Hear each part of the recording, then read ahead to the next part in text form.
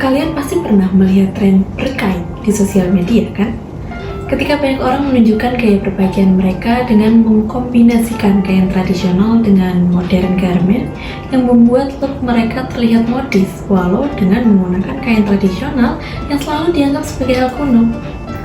Tahukah kalian bahwa tren itu berhasil mengangkat batik dari ambang kepunahan?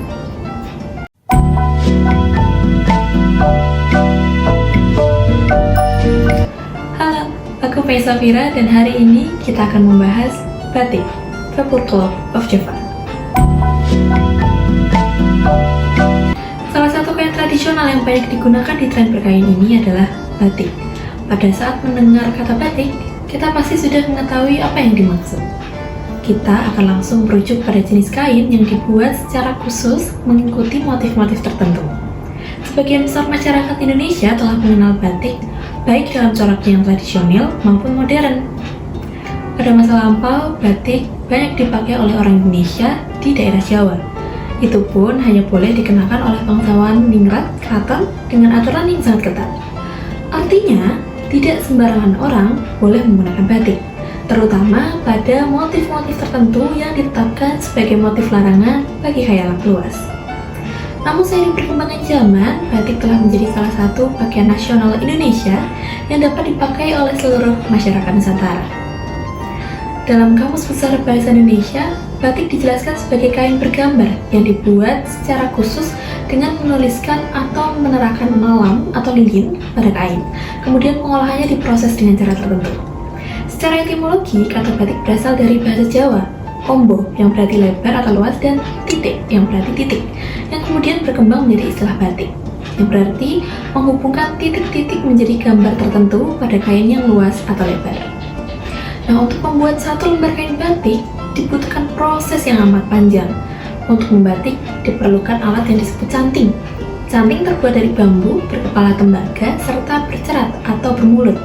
Canting ini berfungsi seperti sebuah pulpen yang dipakai untuk menorehkan malam cair yang panas ke atas kain mori. Nah, sekarang ini selain canting tradisional sudah ada canting elektrik. Namun sebelum sang pembatik melelehkan malam di kain putih, banyak langkah yang harus dikerjakan pada kain putih tersebut. Persiapannya berupa pencelupan minyak tumbuh-tumbuhan serta larutan soda, gunanya untuk memudahkan malam melekat dan zat warnanya meresap. Setiap kali kain akan diberi warna lain, bagian-bagian yang tidak boleh terkena zat warna ditutup dengan malam, sehingga makin banyak warna yang dipakai untuk menghias kain batik, semakin lama juga proses pekerjaan menutup tersebut. Pada taraf penghabisan atau pelorotan, malam dibuang dengan cara merebus kain dalam air mendidih. Sesudah itu, kain batik dijemur dan hasilnya terlihat berupa batik dengan warna-warna dan pola yang indah. Teknik membatik sendiri telah dikenal sejak ribuan tahun silam. Tidak ada keterangan sejarah yang cukup jelas tentang asal-usul batik. Ada yang menduga teknik ini berasal dari Mesir kuno atau Sumeria dan dikembangkan di Jawa setelah dibawa oleh pedagang India. Kemudian teknik batik meluas di beberapa negara di Afrika Barat seperti Nigeria, Asia seperti Sri Lanka, India, Iran, Bangladesh, Thailand, Malaysia, dan Indonesia. Namun, sejarah batik di Indonesia itu sendiri telah dikenal sejak zaman Kerajaan Majapahit. Arca Bhairawa adalah salah satu contoh dari gaya seni arca Majapahit yang dibuat di daerah Sumatera pada sekitar abad ke-14. Perkembangan kesenian batik meluas di Indonesia setelah akhir abad ke-18 atau sekitar awal ke-19. Kemudian batik cap dikenal setelah Perang Dunia Pertama selesai atau pada tahun 1920-an. Sejarah batik di Indonesia memiliki kaitan dengan perkembangan dari Kerajaan Majapahit pada era penyebaran ajaran Islam di Pulau Jawa. Menurut beberapa catatan, pengembangan dari batik banyak dilakukan pada zaman Kesultanan Mataram, kemudian berlanjut pada zaman Kasunanan Surakarta, serta Kesultanan Yogyakarta. Hal ini berarti bahwa batik sudah menjadi bagian dari budaya Indonesia dalam waktu yang sangat lama. Sudah 13 tahun sejak batik ditetapkan sebagai warisan budaya Indonesia oleh UNESCO.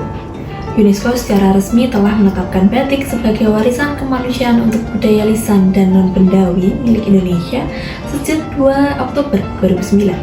Bahkan sejak ditetapkannya tanggal 2 Oktober sebagai Hari Batik Nasional, membuat penggunaan batik dalam kehidupan sehari-hari semakin terasa nyata. Berbagai instansi dan perusahaan mengharuskan para karyawannya untuk mengenakan batik pada hari-hari tertentu. Namun adanya globalisasi yang mengeliminasi batas-batas antar negara menyebabkan budaya asing untuk masuk dan meresap ke dalam kehidupan generasi muda Indonesia.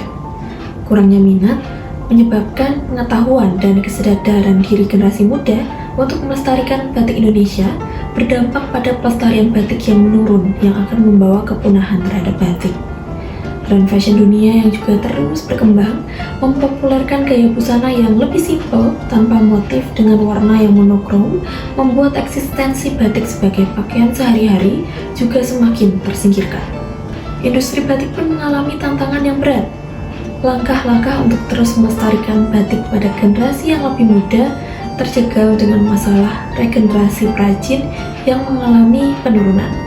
Berdasarkan data Asosiasi Perajin dan Pengusaha Batik Indonesia atau APPBI yang dilansir dari Kompas ID pada tahun 2021, jumlah pembatik di Indonesia turun 80% selama pandemi COVID-19. Sebelum pandemi, jumlah pembatik mencapai 100.000 orang lebih dan kini tinggal sekitar 26.000 orang.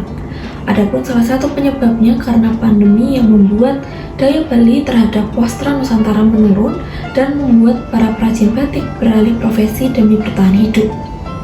Nah, munculnya tren berkain yang mengacu pada tren berbusana yang membiasakan penggunaan kain-kain tradisional Indonesia seperti batik dan tenun diharapkan menjadi langkah awal untuk bisa membangkitkan batik dalam kehidupan masyarakat kita.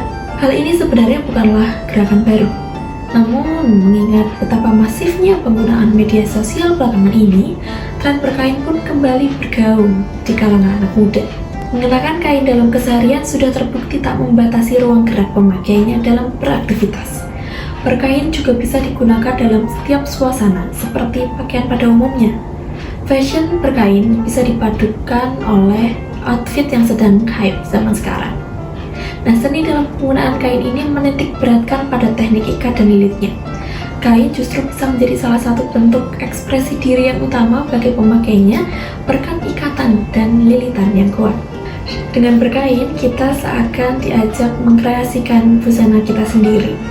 Desain kain serbaguna tradisional memungkinkan untuk dimodifikasi menjadi semua jenis garmen termasuk atasan, luaran, jumpsuit, atau bahkan seluruh rangkaian aksesoris gaya. Kesan kuno dan ketinggalan zaman ketika memakai kain sepertinya sudah berganti dengan kesan yang lebih elegan dan artsy.